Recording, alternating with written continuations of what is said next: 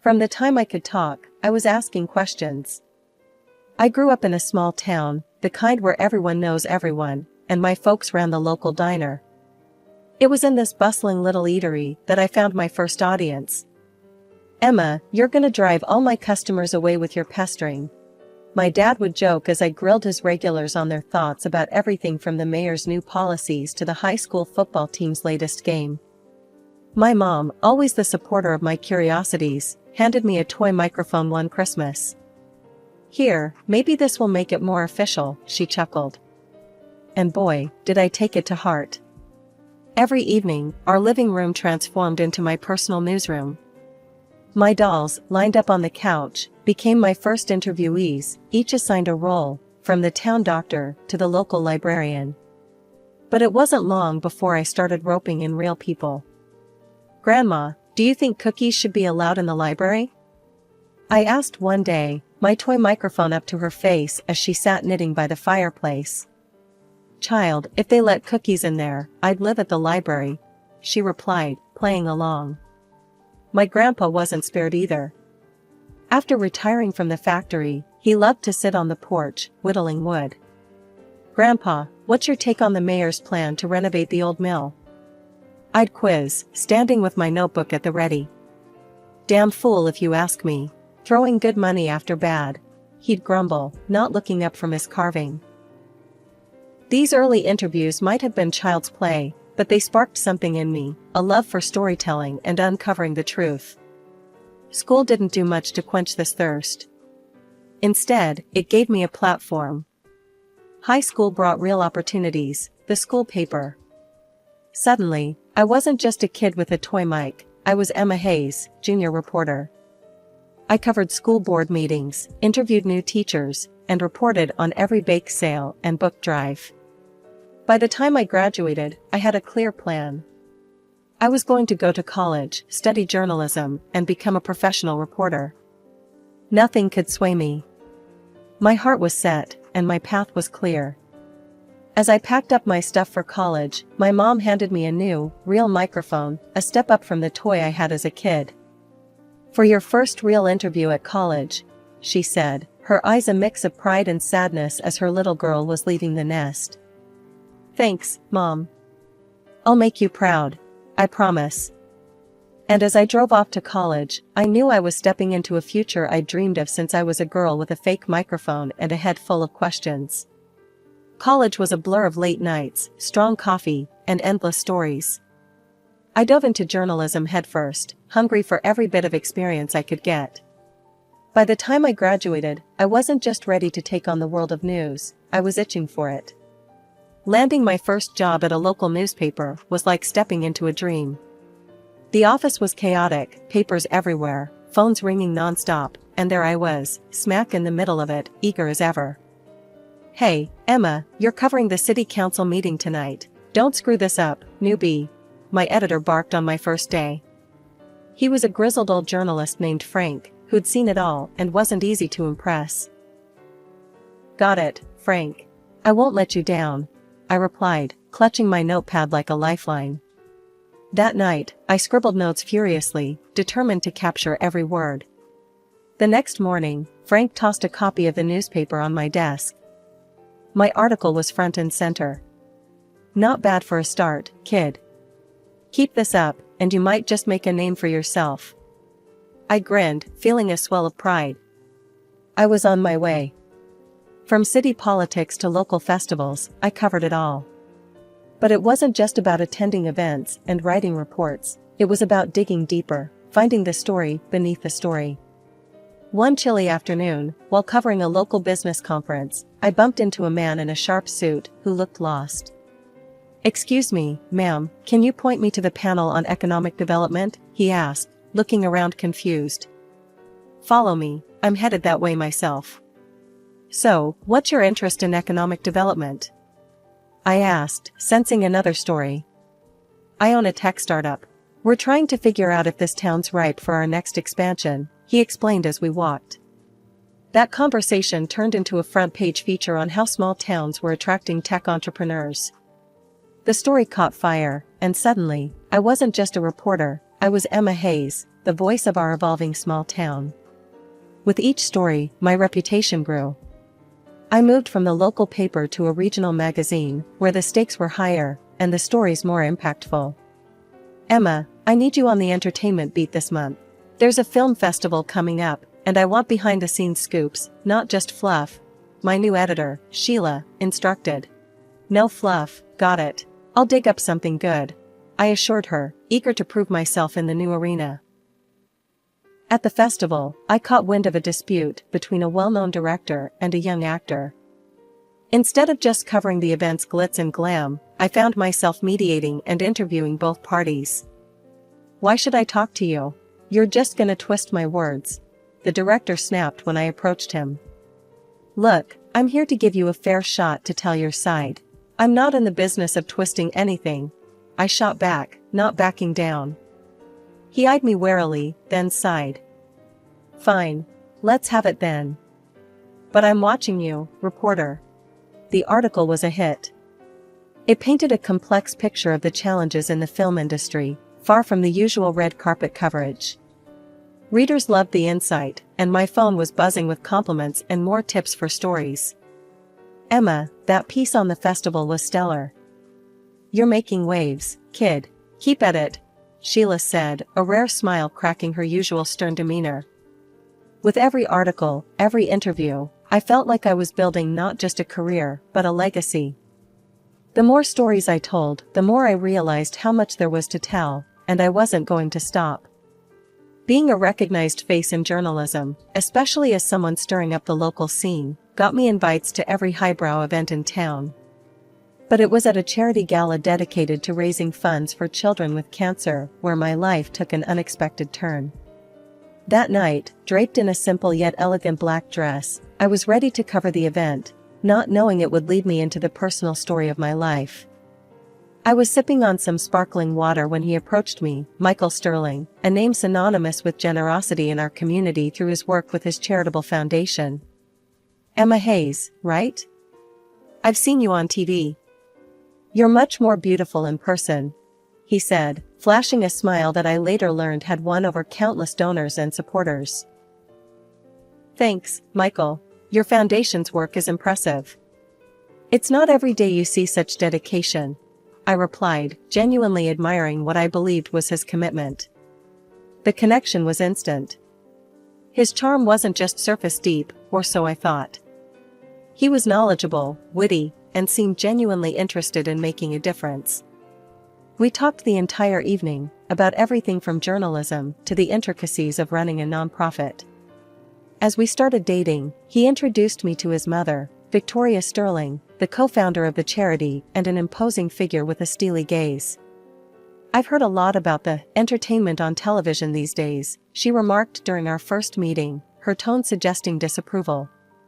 Television has all sorts, Mrs. Sterling. I stick to telling stories that matter, I responded with a shrug, trying not to let her obvious skepticism get to me. Our relationship blossomed despite Victoria's icy demeanor. Michael was adept at smoothing over any awkwardness, always there with a compliment or a thoughtful gesture. After a year of whirlwind romance, we got married in a small, elegant ceremony. Married life meant more involvement in Michael's charity. I found myself covering their events, my public profile lending more visibility and credibility to their cause. Donations surged, and it felt good to think my work was contributing to something meaningful. As months rolled on, Victoria's sharp comments became more frequent, especially when we were alone. I saw your last piece on the mayor's housing policy. Be careful, Emma. People don't always appreciate the truth. You might find yourself less popular if you stir the pot too much. Isn't the truth the point of journalism, Mrs. Sterling? I countered, my patience wearing thin. Just remember, marriage is about compromise, including how you carry yourself in public, she advised, a clear warning thinly veiled as maternal concern. I nodded, biting back the retort that sprang to my lips. Michael, ever the mediator, would later smooth things over, telling me, "She means well, Emma. She's just set in her ways. Let's not ruffle feathers." So, I continued, my career intertwined more deeply with the charity than I ever intended. At every event, smiling beside Michael, part of me wondered if the smiles we wore were just another mask for the cameras. But I shook off the doubts, focusing on the good we were purportedly doing. Buying the house with Michael felt like the last piece of our perfect life puzzle clicking into place. It was a beautiful, sprawling property with gardens that could have been torn from a magazine cover. I walked through the rooms, envisioning the laughter of children echoing through the halls, the kind of dreamy future I'd always hoped for. But Michael threw cold water on that dream quickly. "Emma, let's not rush into kids. We've got so much going on, and with the charity taking off, it's just not the right time," he said one evening as we unpacked the last of our boxes. I tried to hide my disappointment. "Sure, I get that. We can wait," I replied, tucking away my hopes like the linens I was storing in our new oak cupboard. As the days turned into months, the house felt less like a home and more like a beautiful stage set. The real act played out every Sunday at dinner with Michael's mother, Victoria, who perfected her role as the doting mother-in-law in public, only to reveal her true character behind closed doors. One such Sunday, as we sat around the lavish dining table laden with fine china and crystal, Victoria started in on me, her words sharp and precise. "Emma, darling, I saw your last interview. It's a wonder you managed to keep your job, laughing like that on air. You sounded like a nervous schoolgirl." Her words stung, and I felt Michael stiffen beside me. But instead of coming to my defense, he only nodded in agreement with his mother. "Mom's right, Emma. You need to be more polished. This isn't some college news show." I swallowed the lump forming in my throat, forcing a smile. "I'll work on it, Victoria. Thanks for the feedback," I managed to say, my voice steady despite the turmoil inside. As these dinners became a recurring play of subtle jabs and overt criticisms, I began to dread them. Every critique from Victoria was a needle to my confidence, and Michael's complacency only twisted it deeper. After one particularly harsh dinner where Victoria had criticized everything from my cooking to my conversational skills, I found myself sobbing in our pristine bathroom, the marble countertops cold under my hands. The next morning, my eyes puffy from tears, I faced Michael in the kitchen. "Does it really not bother you, what your mother says?" I asked, hoping for some sign of support. "Look, Emma, she's my mother. She means well. You need to toughen up. This industry, our social circles, they're brutal. If you can't handle her, how will you handle real adversaries?" he said, not meeting my eye. I was silenced by his words, the implication clear, I was on my own in this. As he left the room, the finality of our conversation hung heavy in the air.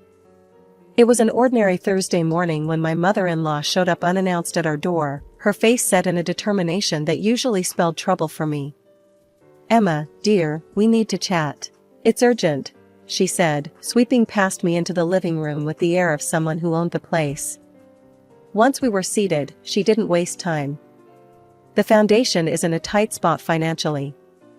We've got a charity evening coming up, and I want you to spearhead it. It'll be attended by some very influential patrons," she declared, her tone brooking no argument. I was taken aback. "Me? Victoria, I've never organized anything on that scale before." "Oh, you'll learn. Besides, with your public image and the trust you've garnered, you're the perfect face for the event. Think of this as broadening your horizons," she said, a sharp glint in her eye that I couldn't quite read. The conversation felt loaded, her intentions wrapped in layers I couldn't peel back just then. "All right, I'll do my best," I agreed reluctantly, feeling the weight of her expectations pressing down on me. "Excellent. Oh, and while you're up, could you set the table for lunch? I'm famished," Victoria added, dismissing me to the kitchen as if I were a maid in my own house. As I left to fetch the plates and cutlery, I realized I'd forgotten my phone on the coffee table. Just as I was about to go back for it, I heard their voices, Victoria and Michael, murmuring in the living room. Curiosity pinned me in place, just out of sight. "She's so beloved by the public, it's the perfect setup. Once we get her to take over, we can execute the transfer, and then when everything collapses, it'll be Emma left holding the bag," Victoria explained with a cold laugh that chilled me to the bone. The plan was horrifyingly clear, they intended to use me as a scapegoat for whatever shady dealings they were embroiled in. A tightness gripped my chest, but I forced myself to walk away, to prepare lunch as if nothing had happened. At the table, I played the dutiful wife and daughter-in-law, smiling and nodding while my mind raced with the betrayal. The food tasted like ash in my mouth, but I kept my facade intact. That night, Michael was his usual, detached self, not once betraying the conversation I wasn't meant to hear. I lay beside him in bed, staring at the ceiling, the darkness around us a mirror to the bleakness settling in my heart. "What's on your mind, Emma? You've been quiet all evening," he finally asked, some semblance of concern threading his voice. "Just thinking about the charity event. It's a big responsibility, you know?" I said, keeping my voice neutral, hiding the storm inside. "You'll do great. You always do," he replied, and turned over. The conversation closed. But sleep eluded me. I got up, pacing the silent house, grappling with the enormity of their deceit. How could I, known for my integrity, become entangled in their web of lies? How deep did this betrayal run, and how could I protect myself? I woke up with a heavy heart but a determined mind. After Michael left for the office, I immediately called Lisa, my old college friend who had become a sharp-witted lawyer. "Lisa, it's Emma. I need to talk, something serious," I said as soon as she picked up. "What's going on, Em? You sound stressed." Lisa's voice was full of concern. "It's Michael and his mother. I overheard them planning to use me as a scapegoat for embezzling funds from their charity," I confessed, my voice barely above a whisper. "Emma, that's serious. But without hard evidence, accusing them could backfire on you," she cautioned. "I know, and with the charity event coming up, I barely have time to breathe, let alone play detective. Let me help. I know someone experienced with charity events. He can take over the planning, which will free you up to gather evidence," Lisa offered. "That would be a lifesaver," I sighed in relief, grateful for her swift support. "Don't worry, I'll handle the event side. You focus on digging up what you can," she assured before hanging up. With the event in capable hands, I turned my attention to gathering evidence. I knew Michael's office was at the charity's headquarters, but he often worked from his home office, where he kept a duplicate of all his work files. Lucky for me, I knew his password. It was our anniversary date. Once inside his office, the search was meticulous. His computer was a goldmine. I found financial statements and email correspondences that confirmed the misuse of funds, and even references to fake charity cases. It was all there, black on white. I copied everything onto a USB stick. But I needed more than documents. I needed their own words against them. Remembering a small voice-activated recorder I had tucked away in a drawer, I decided it was time to use it. I placed it discreetly in the living room, hoping to catch any incriminating conversations. Over the next few days, while I was supposedly busy with event preparations, the recorder picked up more than I could have hoped for. Michael and Victoria didn't hold back, secure in their deception. One particular conversation chilled me to the bone. "I can't stand these events, pretending to care about these sick kids." Michael's voice dripped with disdain. "It's all for a good cause, the cause of filling our accounts." Victoria's cruel laughter followed. Their words, cold and clear, were the final nails in the coffin. They weren't just using the charity for money, they were utterly heartless. The night before the charity evening, Victoria came over to check on the preparations. "I hope everything is ready for tomorrow, Emma. Don't embarrass us," she warned, eyeing me like a hawk. "Everything's set. The guests will love what we've planned," I assured her with a calm I didn't feel. Her gaze lingered on me a moment longer, before she nodded stiffly and left. Sleep was elusive as I played over the possible outcomes of tomorrow's revelations. By morning, a resolute calm had settled over me. Today would be the end of one chapter and, hopefully, the start of something cleaner, something honest. The grand ballroom was abuzz with the chatter of well-dressed guests, their eyes wide with admiration for the lavish decor and the noble cause they were gathered to support. As I watched from the wings, my stomach churned with nerves and determination. This evening would change everything. Victoria took the stage first, her voice resonant as she addressed the crowd. "Tonight, we celebrate the incredible progress we've made for these precious children," she said, gesturing to the large screen displaying the smiling faces of young beneficiaries. The room filled with applause, some guests wiping away tears at the touching display. Michael followed, his charm dialed up as he spoke passionately about the need for more funds. "Let's not just meet our goals, let's double them, for the sake of these children who rely on us," he implored, as the account details flashed on the screen. Text messages pinged around the room as guests received the donation instructions. Then it was my turn. My heart pounded as I took the stage, the microphone slightly trembling in my hand. "Thank you, everyone, for your incredible support," I began, my voice steady despite the storm inside. "Before you proceed with your generous donations, I ask for just a few more minutes of your attention." I nodded to the technician offstage. As the first recording played through the speakers, a hush fell over the crowd. Michael's voice filled the room, cold and calculating, as he discussed using me as a scapegoat for stealing from the charity. A murmur of disbelief spread through the hall, growing louder as more recordings revealed the true nature of their so-called charity work. Victoria's laughter after discussing how they exploited the sick children sent a shiver through the audience. Then, with a click, the damning financial reports appeared on the screen, detailing years of embezzlement and deception. The room erupted. Angry voices clashed with cries of betrayal.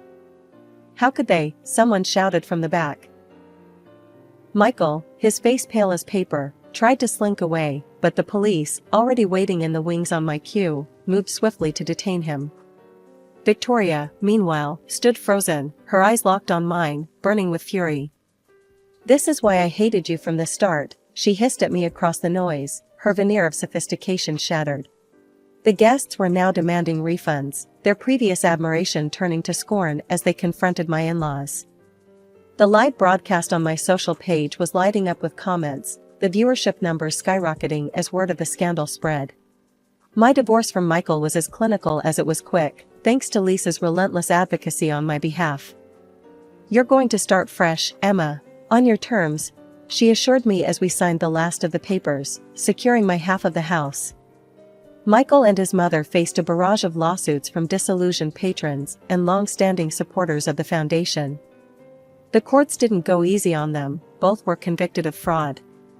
They ended up having to sell everything they owned to cover the settlements, but even that wasn't enough. They were left drowning in debts, a stark end to their fabricated empire of benevolence. In the aftermath, I threw myself into my work with renewed vigor. Armed with the truth, I conducted a deep-dive journalistic investigation into the dark underbelly of nonprofit organizations.